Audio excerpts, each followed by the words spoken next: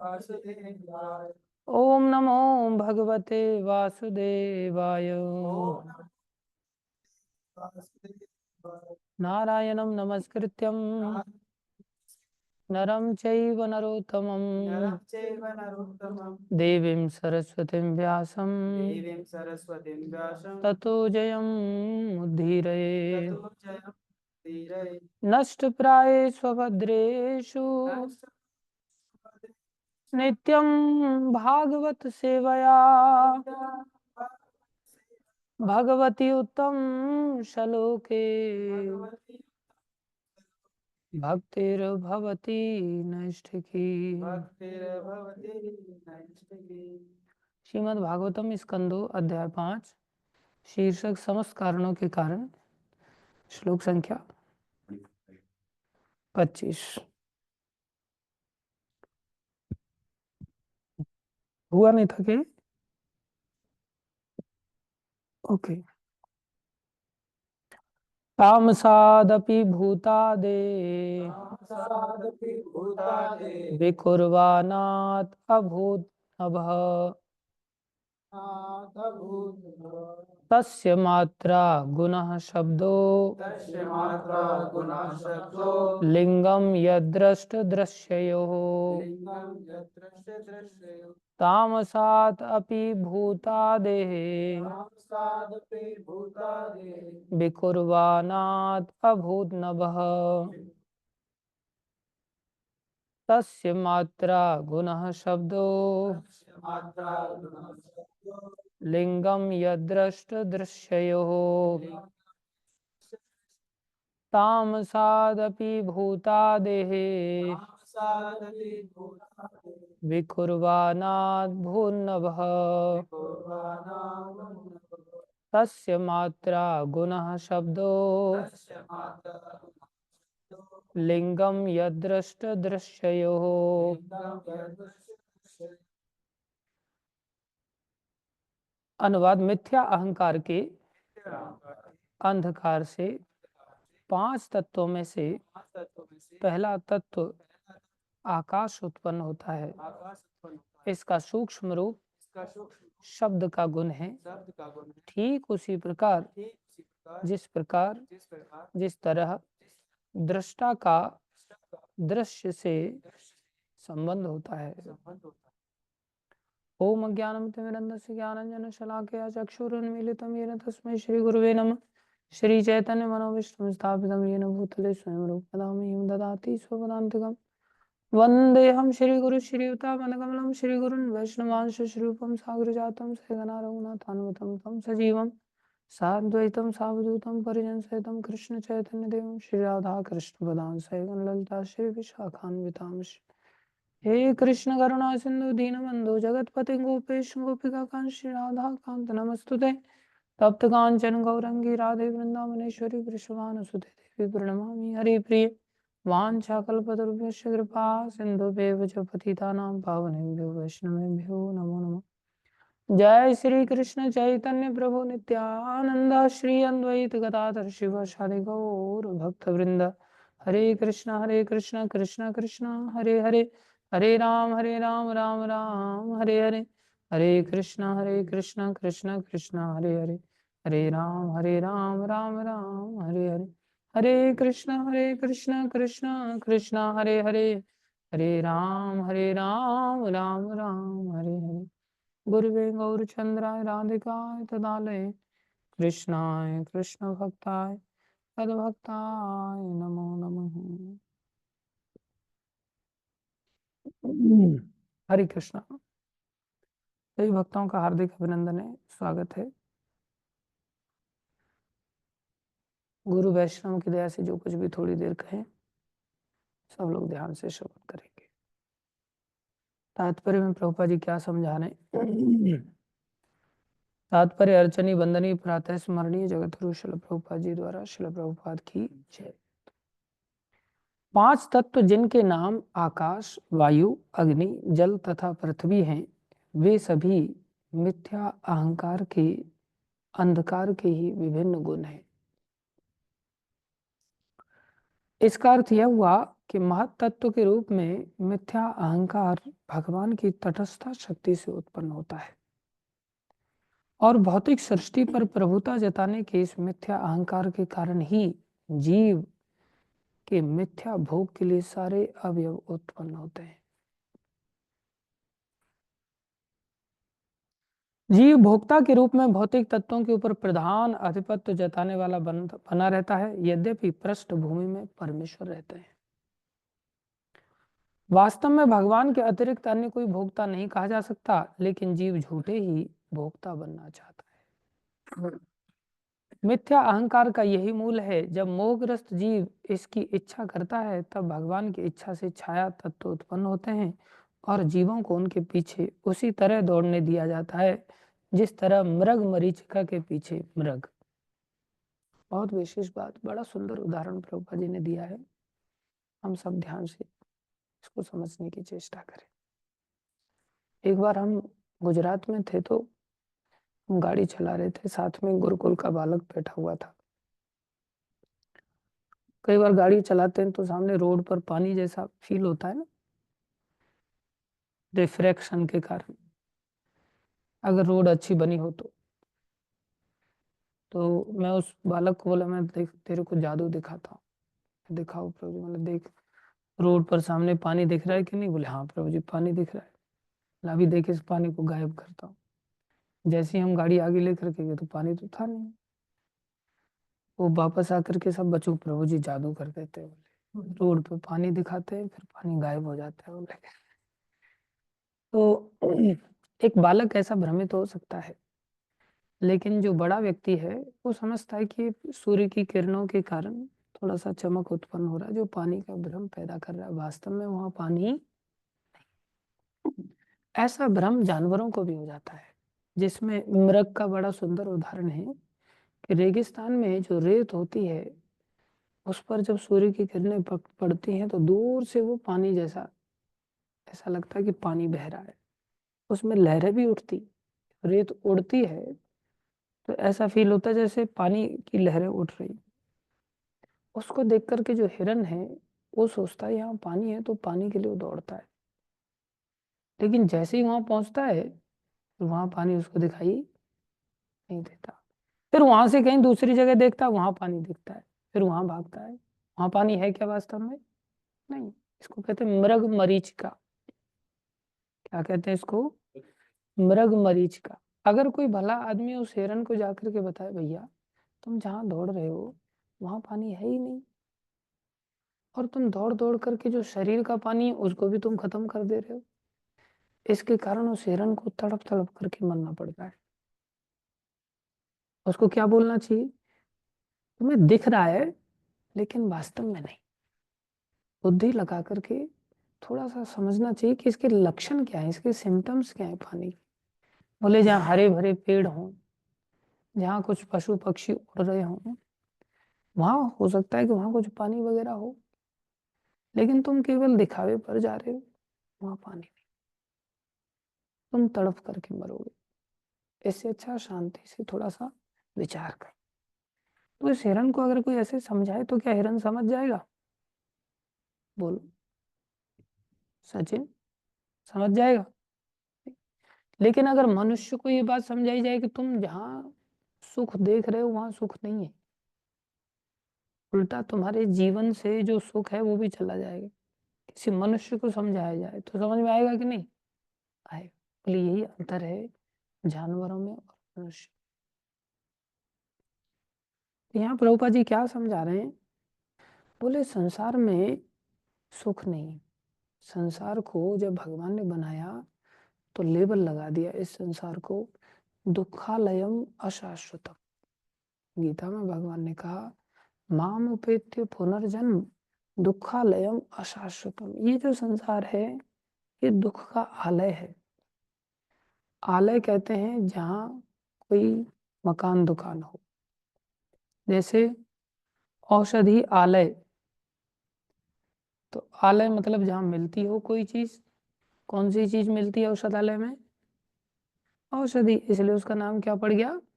औषधालय। ऐसे ही विद्या आलय मतलब जहाँ क्या मिलता हो? विद्या मिलती है, नाम क्या पड़ गया? विद्यालय। ऐसे ही हिम आलय, जहाँ क्या मिलता है? हिम। हिम माने बर्फ मिलती है, इसलिए नाम क्या पड़ गया? हिमालय। मंत्री आलय, क्या नाम पड़ गया? मंत्रालय। क्या मिलते हैं वहां? मंत्री। शौच आलय, क्या मिलता है वहां?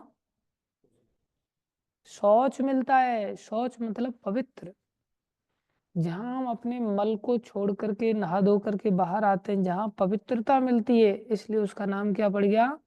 शौचालय। लोग सोचते हैं शौचालय में तो गंदगी मिलती, गंदगी नहीं मिलती। गंदगी तो हम त्याग करते हैं वहां जाकर के, पवित्रता मिलती, शुचि मिलती, इसलिए शौचालय शब्द निकल करके आया। ऐसे ही इस संसार को जब भगवान ने बनाया तो नाम क्या दिया? दुख आलय। तो क्या मिलेगा यहाँ? और हमें क्या चाहिए? तो कोई औषधालय में जाए और वहां जाकर के बोले भैया 2 किलो टमाटर देना, तो औषधालय वाला क्या बोलेगा? हमारी जरूरत ठीक है, लेकिन तुम गलत जगह पे मांगने के लिए आए हो। You are demanding the right thing but at wrong place. आपको अकल होनी चाहिए कि यहाँ टमाटर नहीं, औषधि मिलती है। ऐसे ही इस संसार में हमें चाहिए क्या? सुख। और ढूंढ कहाँ रहे? सुखालय में। तो चाहिए तो सही चीज, लेकिन किस जगह पे ढूंढ रहे हैं? गलत जगह। तो सुख कहाँ मिलेगा? सुखालय में। ताली बजाओ सब इसके लिए, वेरी गुड। दुख कहाँ मिलेगा? दुखालय में। ये बहुत भारी आंसर दिया है इसने। संसार में लोगों को पता ही नहीं सुख कहाँ मिलेगा, जब एड्रेस ही पता नहीं तो लेके कहाँ से आएंगे? अब किसी को टमाटर चाहिए तो पता होना चाहिए सब्जी मंडी में मिलेगा। अब किसी को पता ही नहीं सब्जी मंडी किधर है, तो कैसे आकर के लेके आएगा? तो सुख कहाँ मिलेगा? सुखालय में। और सुखालय कहाँ है? सुखालय धाम है, उसको कहते हैं Vaikuntha. Vaikuntha means the place where there is no kuntha, that is called Vaikuntha. जो कुंठ से रहित है, जो कष्ट से रहित है, जो दुख से रहित है, उसे कहते हैं वैकुंठ। क्या कहते हैं? वैकुंठ कहते हैं। समझ आ रहा है? तो हमें कहाँ ढूंढना चाहिए फिर सुख को? वैकुंठ में। कहाँ ढूंढना चाहिए? वैकुंठ में। अब वैकुंठ में जाने के लिए बोले ये वैकुंठवासी हो गए, खाली लिख देते हैं ना लोग, स्वर्गवासी हो गए, वैकुंठवासी हो गए, गोलोकवासी हो गए। ऐसे लिख देने से थोड़ी वैकुंठ चला जाएगा। गया है नरक में और लिख दिया वैकुंठ। वैकुंठ जाने के लिए इतना आसान थोड़ी है। वैकुंठ जाने के लिए हमें क्वालिफाई होना पड़ेगा। गीता में भगवान ने बताया कि जो व्यक्ति जहाँ का अंतिम समय में चिंतन करता है उसको वहां जाने को मिलता है। जो व्यक्ति अंतिम समय में जहाँ का चिंतन करता है उसे वहां जाने को मिलता है। यम यम वापी स्मरण भावम त्यजत अंते कलेवरम तम तमे वेति कौन्तेय सदा तद्भाव भावितः। गीता में भगवान कह रहे हैं यम यम वापी स्मरण भावम, जिन जिन स्मरण के साथ त्यजति अंते कलेवरम, ये कलेवर है, इस शरीर को कोई व्यक्ति छोड़ता है, त्यजति माने छोड़ना, इस शरीर को जैसा जैसा याद करते हुए व्यक्ति छोड़ता है वैसा वैसा वो बन जाएगा। अंतिम समय में अगर हमने कुत्ते जैसा चिंतन किया होगा तो अगले जन्म में क्या बनेंगे? कुत्ता। कि वैकुंठ चले जाएंगे? नहीं। अब अंतिम समय में कोई व्यक्ति क्या सोचेगा? बोले जिसने जीवन में जैसा सोचा वैसा अंतिम समय में सोचने के लिए बाध्य हो जाएगा। जैसे आप लोगों ने देखा हो, जो साल भर दारू पीता है वो 31 दिसंबर कैसे मनाता है? कीर्तन कर गए, दारू पी के मनाता है। जिसने साल भर कीर्तन किया होगा वो अंतिम समय में 31 दिसंबर कैसे मनाता है? कीर्तन करके। जिसने पूरा सेमेस्टर फिजिक्स पढ़ा है और एग्जाम में केमिस्ट्री लिख देगा, क्या याद आएगा वहां? फिजिक्स ही याद आएगा। इसलिए गीता में भगवान ने कहा तुम जिसकी आराधना करोगे, आराधना मतलब जिसकी सेवा करोगे, श्लोक बताओ। अच्छा, आराधना, ये तो मैंने बोल दिया, तो रिपीट मत कर।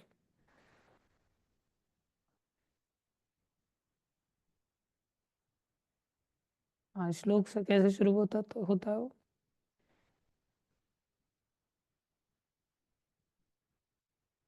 कुछ भी। यान्ति देवव्रता देवान, यान्ति देवव्रता देवान। अगर कोई देवताओं की आराधना करता है, यान्ति मतलब जाता है, देवताओं की आराधना करने वाला देवताओं के पास, तो स्वर्ग में चला जाएगा। यान्ति देवव्रता देवान, पितरन यान्ति पितृव्रता। जो पितरों की आराधना करता है, पूर्वजों की आराधना करता है, वो पितृ लोग जाएगा। भूतानि यान्ति भूतेज्या, जो संसार में अन्य जीवों की कोई भैंस की आराधना करता है तो फिर भैंस का पड्डा बनेगा वो। यान्ति मद्याजिनोपि माम, कोई मेरी आराधना करता है तो वो मेरे पास आएगा। एक तो भगवान ने अंतिम समय में स्मरण का कारण बताया, लेकिन अंतिम समय में स्मरण उसी का होगा जिसके लिए वो जीवन में काम करता है, जिसके लिए वो जीवन जीता है। जीवन भगवान के लिए जिएंगे तो भगवान के वैकुंठ में जाएंगे, जीवन देवताओं के लिए आराधना में लगाएंगे तो देवलोक चले जाएंगे। देवलोक में क्या है? बोले देवलोक को वैकुंठ नहीं कहा गया, देवलोक को यहां से अच्छी सुविधाएं हैं। तमते भुक्त्वा स्वर्गलोकम विशालम, स्वर्गलोक जो कि विशाल है, यहाँ फ्लैट है, वहाँ फ्लैट सिस्टम नहीं है, बंगला है, बंगले में आंगन भी है, वहाँ विमान है, करोड़ों की तादाद में विमान है वहाँ, जो विमान आवाज भी नहीं करते, ऐसे ऐसे सुंदर पर्सनल विमान है लोगों के पास। लेकिन जन्म मृत्यु जरा व्याधि वहां भी है, अंत समय वहां भी आएगा। ब्रह्मलोक तक अंत का सामना करना पड़ेगा, मृत्यु को कोई नहीं जीत सकता जब तक कि हम भगवान के शरणागत ना हो जाए। मृत्यु का दुख तो झेलना पड़ेगा, बुढ़ापे का दुख तो झेलना पड़ेगा, कितने भी पैसे वाले बन जाओ, बीमारियों का कष्ट तो झेलना पड़ेगा। अभी मान लो मेरे को शुगर है, तो मैं किसी को 50 लाख रुपया दे करके शुगर ठीक कर सकता हूँ क्या? नहीं कर सकते, कष्ट झेलना पड़ेगा। क्रॉनिक डिजीजेस जो इस संसार का धर्म, दुखाएगा कैसे? ये सब कारण तो बनेंगे ना। भगवान ने जो बोला वो झूठ थोड़ी बोला है। कोई भी अमीर से अमीर व्यक्ति किसी के कंपैरिजन में सुखी हो सकता है, लेकिन अपने आप में क्या सुखी है? कोई 50,000 कमा रहा है, कोई 50 लाख कमा रहा है, तो 50,000 वाले के कंपैरिजन में सुखी है, लेकिन क्या 50 करोड़ वाले के कंपैरिजन में सुखी है? नहीं। क्या वो अपने आप में सुखी है? नहीं, कोई सुखी नहीं। इसलिए गीता के वचन बड़े सत्य हैं, ध्रुव सत्य हैं। तो हम क्या करें? बोले जो मनुष्य शरीर मिला है, इस शरीर में हम भगवान की आराधना करें। क्या करें? भगवान की आराधना करें। किसकी आराधना करें? भगवान की। कि देवी देवताओं की? देवी देवताओं की आराधना से हम स्वर्ग लोग जा सकते हैं, लेकिन वैकुंठ की प्राप्ति, गोलोक वृंदावन धाम की प्राप्ति केवल श्री कृष्ण आराधना से होगी। तो आराधना किसको कहते हैं? सेवा को कहते हैं, ठीक है। और कुछ? कलयुग के लिए एक ही आराधना है, वो है भगवान का कीर्तन करना, भगवान का भजन करना, भगवान का कीर्तन करना। लेकिन इस आराधना को कैसे किया जाए, उसके लिए शिक्षा प्राप्त करना बहुत जरूरी। उसमें सबसे पहली बाधा होती है, उसको कहते हैं अहंकार। आराधना को करने के लिए, आराधना मतलब सेवा, भजन मतलब सेवा, ये भज धातु से आता है। भज धातु मतलब किसी की सेवा करना। किसकी? श्री कृष्ण की। कृष्ण की सेवा करना। अब सेवा कैसे होगी? किसी को बोला जाए 1 गिलास पानी ला के देना, तेरा नौकर लगाऊं क्या मैं? 1 गिलास पानी की बात कर रहा है। और एक व्यक्ति हाथ जोड़ के 1 गिलास, हाँ जरूर लाया, अभी लाया। तो दोनों में से कौन अहंकारी है और कौन विनम्र है? पहले वाला अहंकारी है। मैं क्यों लाऊं पानी? उल्टा तू लेकर क्या पानी मेरे लिए? तो संसार में जो अहंकारी होते हैं वो भगवान के सामने अपनी लिस्ट रखते हैं। आपको पता है, मैंने आपको 4 दिन पहले लिस्ट चढ़ाई थी, अभी तक डिमांड पूरी नहीं हुई। तो लोग अपनी कामनाएं भगवान के सामने रखते हैं, और भगवान आप बैठे बैठे कर क्या रहे हैं? प्रमोशन नहीं दिला सकते, नौकरी नहीं दिला सकते, लड़का पैदा नहीं कर सकते, वो मकान सस्ते में नहीं दिला सकते, उसको टोपी नहीं पहनवा सकते आप इतनी सी, इतना भी नहीं कर सकते मेरे लिए। तो जो भगवान को ऑर्डर देते हैं दे आर ईगोइस्टिक पर, अहंकारी लोग हैं। हमें ऑर्डर देना नहीं है, हमें ऑर्डर कैरियर बनना चाहिए। हे प्रभु, हनुमान जी किंकरी मुद्रा में बैठे रहते हैं। जैसे दौड़ लगाने वाला व्यक्ति 100 फुट की जब दौड़ लगाता है तो कैसे पोजीशन लेता हो, है कि नहीं? क्यों पोजीशन वो ले रहा है? ऐसे आराम से ऐसे ऐसे बैठ करके दौड़ना क्यों नहीं चालू कर रहा है वो? आराम से ऐसे बैठा रहे और फिर अचानक से 1 2 3 और ऐसे बोल कर हाँ फुट, ऐसे क्यों नहीं चालू कर रहा है वो? ऐसे आराम से बैठा रहे, बोले जब दौड़ना चालू होगा तब दौड़ेंगे, अभी तो आराम से तकिया बकिया लगा करके आराम से बैठे, ऐसा क्यों नहीं कर रहा हो? बताओ, कोई बताएगा? समय ज्यादा लगेगा उसको, उसको यहाँ से उठने में ही टाइम लग जाएगा, और इतनी देर में तो लोग 100 मीटर की दौड़ पूरी करके आ जाएंगे। ठीक है, हाथ मिलाओ ऐसे। आप हार चुके हैं श्रीमान जी। तो ऐसे ही हनुमान जी किंकरी मुद्रा में बैठे रहते हैं कि कोई सेवा का आदेश आए और मेरे को टाइम ना लगे, इसलिए एक पैर दौड़ने वाले व्यक्ति की तरह आगे करके एक पीछे करके एकदम बैठे रहते हैं, हाथ जोड़कर मेरे लेकर आगे। एक लड़का, जब हम इंजीनियरिंग कर रहे थे तब कॉलेज में पढ़ता था, साथ में रहता था, बोले यार तुम लोग इस्कॉन वाले धड़ाधड़ तुम्हारे घुटने दर्द नहीं करते कि एकदम धड़ाक से प्रणाम करते हो, आप लोग बार बार प्रणाम करते हो, प्रणाम ही प्रणाम लगा रहता है तुम लोगों का, गिरते हो तो ऐसे एकदम ताक से ऐसा लगता है फर्श फर्श टूट जाएगा। इतना प्रणाम करने की क्या जरूरत है? ऐसे हाथ जोड़ करके प्रणाम करने में क्या दिक्कत है? खाली ऐसे दूर से प्रणाम या हेलो हाय हन्नू, लोग हनुमान जी को हाय हन्नू करके चले जाते हैं। प्रणाम ही नहीं करते अच्छी तरह से। ऐसे क्यों नहीं प्रणाम करते? बोले भैया शुरुआती यहाँ से, ये प्रणाम की बहुत बड़ी महिमा है। भगवान ने स्वयं कहा है माम नमस्करो, मध्याजी माम नमस्करो। 9वें अध्याय के 32वें श्लोक में भगवान बता रहे हैं, क्या बता रहे हैं? श्लोक बताओ पूरा।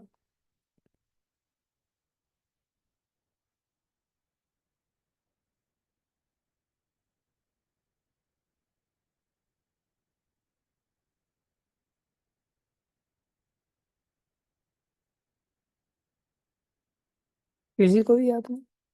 मध्याजिनोपि माम, वो नहीं है। मेरे भक्त बनो, मेरा यजन करो, मुझे नमस्कार करो।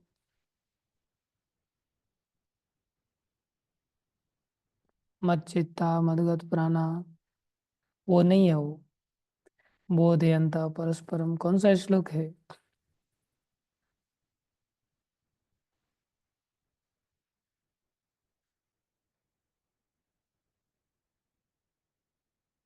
चार बातें बताई हैं उस श्लोक में।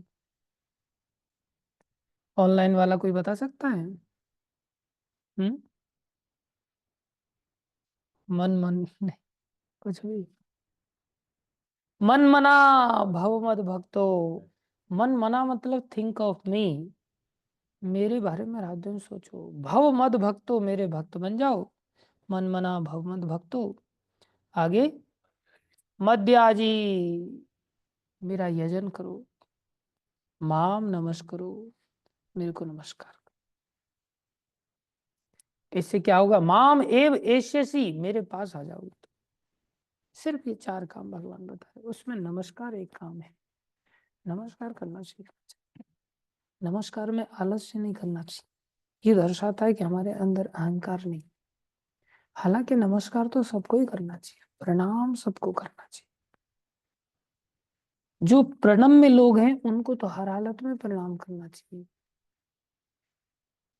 लोके माता गरीयसी, इस संसार में जो माँ होती है वो सर्वश्रेष्ठ मानी जाती है, उसको भी प्रणाम करना चाहिए। पितृ देवो भव, पिता को भी प्रणाम करना चाहिए।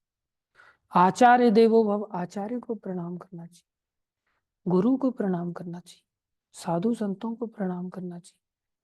हमारी संस्कृति तो इतनी श्रेष्ठ है कि पीपल आदि जैसे वृक्षों को भी प्रणाम करना सिखाती, तुलसी को प्रणाम करना सिखाती, कुत्ते को भी प्रणाम करना चाहिए, क्योंकि उसके हृदय में भी भगवान वास करते हैं। भगवान का अधिष्ठान जान करके हर जीव मात्र को प्रणाम करना चाहिए। तो किसी से तू मैं होगी फिर? खाली अगर हम प्रणाम ही सीख गए, जो हम नहीं करते प्राय। एक ऋषि थे, मृकंडू ऋषि के पुत्र थे, उनका नाम मार्कंडे पड़ा। मृकंडू के पुत्र मार्कंडे, बड़े तेजस्वी और बहुत सौम्य बालक, बड़ा अच्छा पुत्र, आज्ञाकारी, विनम्र, दयाशील, उदार, सहनशील, सब गुणों की खान था। और इतनी देर में एक ऋषि आए। ऋषि ने देखा ये बालक तो बड़ा होनहार है, लेकिन क्या फायदा ऐसे होनहार बालक का, ये तो 12 साल की आयु में ही मर जाएगा। इसकी आयु तो है ही नहीं, मात्र 12 साल की अवस्था में मरने वाला है। और उसमें बोले 8-10 दिन ही बचे। कितने दिन बचे? 8-10 दिन बचे मरने में इसको।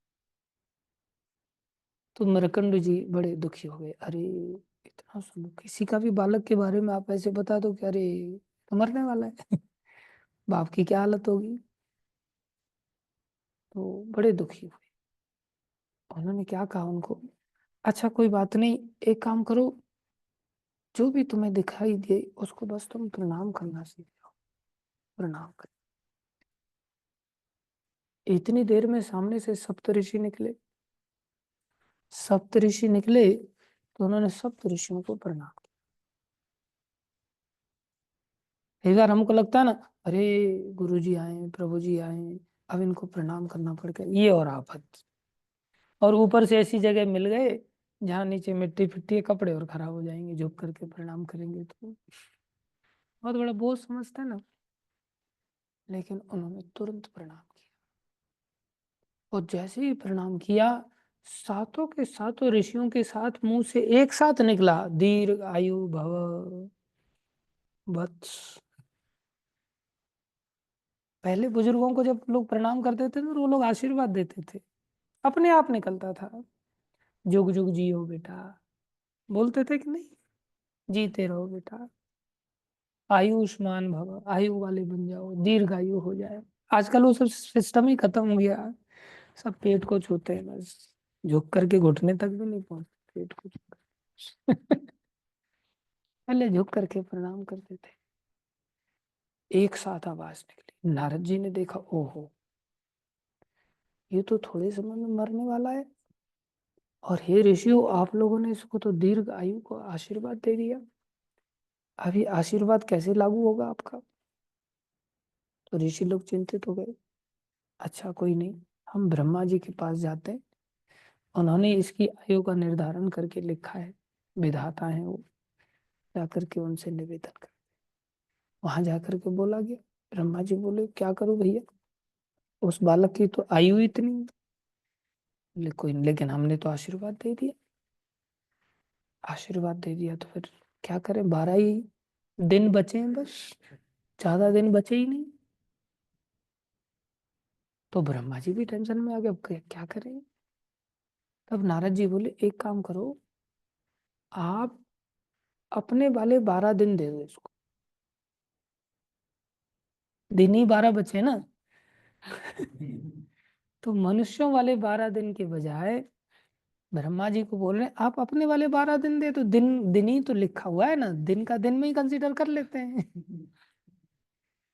अब ब्रह्मा के एक दिन में हमारे कितना समय बीत जाता पता है? कौन बताएगा? तेरे को पूछा क्या?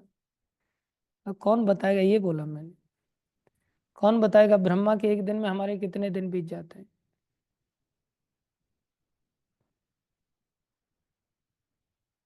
एक युग। ओहो, इतने बार मैंने बताया फिर भी आप लोगों की स्मरण शक्ति कितनी दुर्बल है, किधर ध्यान रहता है?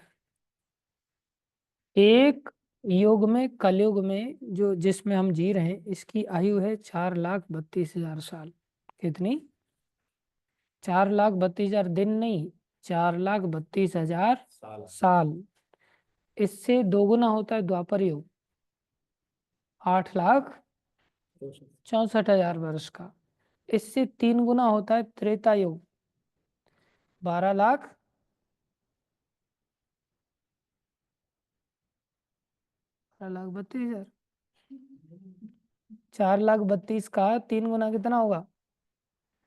12,96,000 साल। गणित कितना कमजोर है आप लोगों का। और इससे 4 गुना होता है सतयुग, करीब 17 लाख के आसपास। इस प्रकार से चारों युग मिला करके कलयुग 4,32,000 प्लस 8,64,000 साल प्लस 12,96,000 साल प्लस अराउंड 17 लाख, कुल मिलाकर के होते 43 लाख वर्ष। कितने? 43 लाख वर्ष। ये एक कलयुग प्लस एक सतयुग प्लस एक द्वापर युग प्लस एक त्रेता युग का अमाउंट है। ऐसे 1000 बीत जाए। कितने? मतलब 1000 सतयुग, 1000 त्रेता युग, 1000 द्वापर युग और 1000 कलयुग जब बीत जाते हैं, तब ब्रह्मा का एक दिन होता है।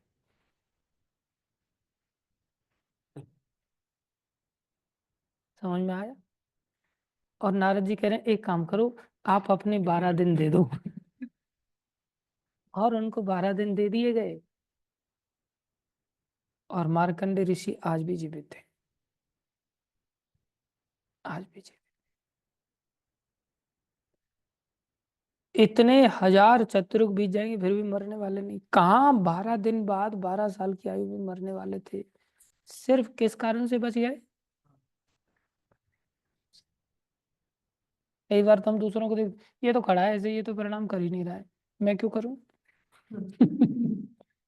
उसको नहीं देख रहे हैं कि ये प्रणाम कर रहा है तो मेरे को करना चाहिए इसको देख करके। जो नहीं कर रहा उसको हम देख लेते हैं। फिर आए आप देखेंगे, कोई 4 लोग अगर सेवा कर रहे हों, उसमें से जो सेवा नहीं कर रहा, बोले वो तो कर ही नहीं रहा है, मेरे पीछे आप हाथ धो के पड़े रहते हैं, मेरे से ही करवाते रहते, मेरे को ही बोलते रहते। वो ये नहीं देखता जो कर रहा है, बोले उसको देख, बोले ये कर रहा है मैं कैसे बैठा रहा हूँ, ये नहीं देखता है। हमारा देखने का नजरिया ही ऐसा घटिया है, हमारा दृष्टिकोण ही घटिया है। हमें ये सीखना पड़ेगा। ये भागवत सिखाता है, भागवत सिखाता है ये सृष्टि अहंकार के कारण उत्पन्न की गई। और अहंकार में जो भोग है वो कोई आनंदकारी भोग नहीं, वो तो केवल छाया मात्र है। किसी व्यक्ति को प्रोजेक्ट मैनेजर पीएम साहब हैं, तो पीएम बनाने से उसका अहंकार बढ़ गया, बल्कि उसको गधा मजूरी ज्यादा करनी पड़ती है। उसको लग रहा है कि मैं आनंदित हो गया, लेकिन उसको ये पता नहीं कि उसको ज्यादा रगड़ा लगाया जाएगा। तो इसे कहते हैं छाया का सुख, दिखावा है बस, और कुछ नहीं। तो ये बात प्रभुपा जी कृपा करके इस भागवत से हमें समझा रहे। हम अहंकार के पीछे न भागे, विनम्र बने, अहंकार का त्याग करें। इसकी शुरुआत प्रणाम से। अब सो रहे हैं, सुबह सुबह भगवान जाग गए और हम सो रहे हैं। प्रभु जागत हैं हम सोवत हैं, प्रभु जागत हैं हम सोवत हैं, ये प्रीति करन की रीति नहीं। ये प्रीति की रीति थोड़ी है। भगवान जाग गए और हम आराम से खर्राटे मार रहे हैं। प्रणाम कैसे करेंगे? बोले प्रभु यहीं से लेट करके दंडवत कर रहा हूं मैं आपको। भगवान भी कहते हैं कि ठीक है फिर तू नरक में जा बेटा, मैं भी यहीं से तेरा ध्यान रख रहा हूँ। नरक में सड़ता है फिर व्यक्ति, 84 लाख योनियों में सड़ना पड़ता है, मरना पड़ता है, बारंबार मृत्यु का सामना कर। हम चाहें तो भक्त बन करके, जिसकी शुरुआत प्रणाम से होती है, विनम्रता से होती है, आज्ञा पालन से होती है, उसके लिए थोड़े कष्ट उठाने, थोड़ा तो झुकना। देश काल परिस्थिति के अनुसार हम प्रणाम करना सीखें। ये नहीं कि ट्रेन जा रही है और सामने हनुमान जी का मंदिर दिखाई दिया, चेन खींच दिया फटाक से, हनुमान जी के मंदिर में प्रणाम करके आऊंगा मैं। पहले मैंने लेक्चर सुना था प्रणाम करना जरूरी है, नहीं तो अपराध लग जाएगा, और चेन खींच करके जा करके प्रणाम करके आ जाए। ऐसा नहीं, मन से ही प्रणाम कर लेना चाहिए, वहां सर झुका करके ही प्रणाम करना चाहिए। जैसी देश काल परिस्थिति है उसके अनुसार प्रणाम करना सीखना चाहिए। वैसे पंचकोणी प्रणाम माताओं के लिए है, जिसमें कि सिर जमीन से टच होना चाहिए, हाथ जमीन से टच होना चाहिए, कोहनी जमीन से टच होना चाहिए, तो पंजे और घुटने ये शरीर के अंग जमीन से टच होना चाहिए। इसे पंचकोणी प्रणाम कहते हैं। दंडवत प्रणाम पुरुषों के लिए है, पंचकोणी भी प्रणाम पुरुष कर सकते हैं, दोनों में से कोई भी प्रणाम कर सकते हैं। डंडे की तरह गिर जाना, पूरी तरह से लेट जाना, वो पुरुषों के लिए ये प्रणाम करना चाहिए। लोगों को पता ही नहीं प्रणाम, कुछ लोग ऐसे करेंगे, कुछ लोग ऐसे, कुछ पीछे छुएंगे, कान को छुएंगे, कुछ भी कहीं भी कोई ज्ञान ही नहीं। दूसरे को जैसे करते हुए देख लेंगे वैसे ही चालू हो जाते हैं शास्त्र क्या कह रहा है उनको पता ही नहीं, इसलिए हमें शास्त्र के आधार पर इन सब बातों को सीखना चाहिए। मन गणंत विचारधारा से जीवन में जीना चाहिए। सारे भक्त आपस में भी एक दूसरे को प्रणाम करना चाहिए। एक दूसरे को प्रभु कहने का संबोधन इसीलिए चलो कि आप प्रभु हैं, मैं आपका सेवक हूँ। छोटे बच्चों को भी प्रभु कह करके संबोधन करना सीखे, उन सबको प्रणाम करना सीखे। कुत्ते को भी प्रणाम जब करने लग जाता है तो फिर भगवान बहुत दयालु हो जाते हैं।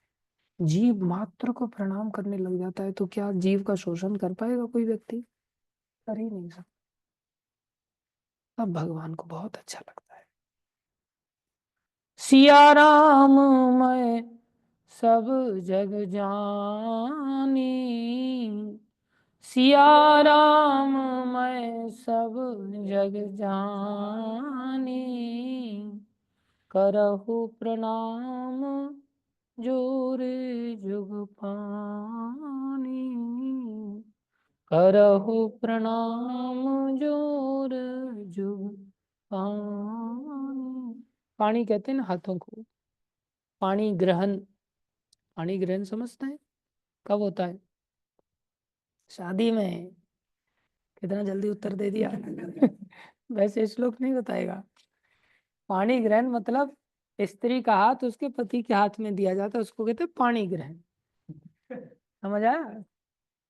पानी मतलब पीने वाला पानी नहीं, पाणी ग्रहण मतलब हाथ को पानी, संस्कृत में हाथ को पानी कहते हैं।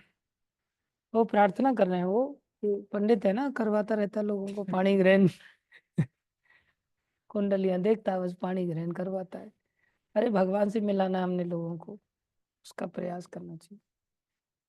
कोई अच्छा वाला बेचारा साधु बन रहा, बोले तेरे भाग्य में तो शादी लिखी हुई, कुंडली देख के बेचारे का मोरली डाउन कर देता है, उसका पानी ग्रहण करवा देता है। इसलिए सब पता है इसको पानी ग्रहण, बदमाश। तो पानी मतलब हाथ। तो क्या कह रहे हैं वो सिखा रहे हैं, करहु प्रणाम जोर युग पानी। युग माने दोनों को, जोर माने जोड़ना, दोनों हाथों को जोड़ करके प्रणाम किया जाता है। ये प्रणाम की पद्धति है जो शास्त्र बताते हैं। कैसा समझ करके? बोले सारे संसार चींटी क्या, कण कण में भगवान का वास है, इसलिए एक पत्थर को भी आप लात नहीं मार सकते, उस समय भी आपको चोट पहुंचेगी हृदय में, अरे भगवान तो इसमें भी है। इसलिए हमारी भारतीय वैदिक संस्कृति में जमीन पर पैर रखने से पहले जमीन को पूजा जाता है, प्रणाम किया जाता है। प्रभु अब करें तो क्या करें, जमीन पे पैर रखना पड़ेगा। आप अपराध को क्षमा करें, ऐसे अपराध की क्षमा याचना करके। जैसे कोई गंदा बालक है, कहाँ जाएगा? माँ की गोद में ही जाएगा ना, माँ ही उसको झाड़ पोंछ करके नहला धुला करके अच्छा बनाएगी। अब वो कहे नहीं मैं गंदा हूँ, आपकी गोद में कैसे आऊँ, मैं तो आपका सम्मान करता हूँ। प्रेम के कारण मर्यादा कम हो जाती। प्रेम में अरे तुरे कर कर बात की जा सकती है, अन्यथा प्रभु कह करके ही सम्मान करना चाहिए। ग्वाल वाल सब अरे कन्हैया, कन्हैया मैं भगवान हूँ, तुम मेरे को प्रभु कहो, ऐसा नहीं। वहाँ ब्रज में सब ठाकुर जी को अरे तुरे करके बात कर सकते हैं, ऐसे भक्तों में भी। लेकिन मर्यादा पहले सीखनी चाहिए, मर्यादा के बाद प्रीति को बढ़ाना चाहिए। फिर उसमें जो आनंद है ना संसार में, स्थूल वस्तुओं में आनंद नहीं, वो संसार का आनंद तो छाया का आनंद है, परछाई के पीछे भागने वाला नहीं। चलो लड्डू है, लेकिन लड्डू की परछाई आपको खाने को मिलेगी, लड्डू नहीं खाने को मिलेगा। ये संसार ऐसा है। आध्यात्मिक जगत में आपको वास्तव में लड्डू मिले। तो वैकुंठ हम सीधे तो नहीं जा सकते, लेकिन मंदिर में जो वैकुंठ की एम्बेसी है, मंदिर क्या है? वैकुंठ की एम्बेसी। जैसे अमेरिका की एम्बेसी भारत में है, जिसे दूतावास कहते हैं, वहां पर भारत के नियम कानून लागू नहीं होते। कहाँ के नियम कानून लागू होते हैं? अमेरिका के। ऐसे ही जब हम मंदिर में भी चले जाते हैं और मंदिर के विधि विधानों का अच्छी तरह से पालन करने लगते हैं, तो वैकुंठ की एम्बेसी होने के कारण यहाँ संसार के नियम लागू नहीं होते। यहाँ पर भी हम वैकुंठ का अनुभव कर सकते, बशर्ते हम उन नियमों का पालन करें। तो नहीं पालन करेंगे तो नहीं आनंद का अनुभव। अगर यहाँ आ गए हम, फिर यहाँ से आगे चले जाएंगे। तो ये तरीका है। लेकिन यहाँ 1 घंटे भी नहीं आएंगे रोज, तो कैसे काम चलेगा? सुबह सुबह पहले आना चालू कर दिया, जैसे हमारे अखिलेश जी, भारती माता, उषा माता, निशा माता, आप लोग आना चालू करेंगे, अच्छी बात। सीधे नहीं आ सकते, ऑनलाइन आ सकते हैं। जैसे ऑनलाइन करीब 55 लोग जुड़े हुए, ये सब लोग ऑनलाइन आकर के कथा सुन रहे हैं। हम लोग किसी दिन मिस हो जाए तो ऑनलाइन सुनना चाहिए। लेकिन जैसे ऑनलाइन खाने से पेट उतना नहीं भरता, खाना तो ऑफलाइन ही पड़ता है ना। ऐसा तो नहीं ऑनलाइन रोटी की थाली 11 भोजन व्यंजन आपको भेज दे रहे हैं, खा लेना है। आज कुकिंग नहीं होगी घर में, ऐसा हो सकता है? खाना ऑफलाइन ही पड़ेगा। इसलिए ऑनलाइन तो एडवर्टाइजिंग डिपार्टमेंट है, जो समाउदर धीरे धीरे हमारे मन को थोड़ा ऐसा बना पाए। लेकिन चलो, श्रवण ऑनलाइन कर सकते हैं, प्रयास करें। धन्यवाद सभी का। अभी सब लोग जप कर सकते हैं 7:30 बजे तक, और आप जाना चाहें तो जा सकते हैं। Thank you. भागवत महापुराण की जय, श्रील प्रभुपाद की जय, श्री गुरु महाराज की जय, अनंत कोटि वैष्णव वृंद की जय, आप सब भक्तों की।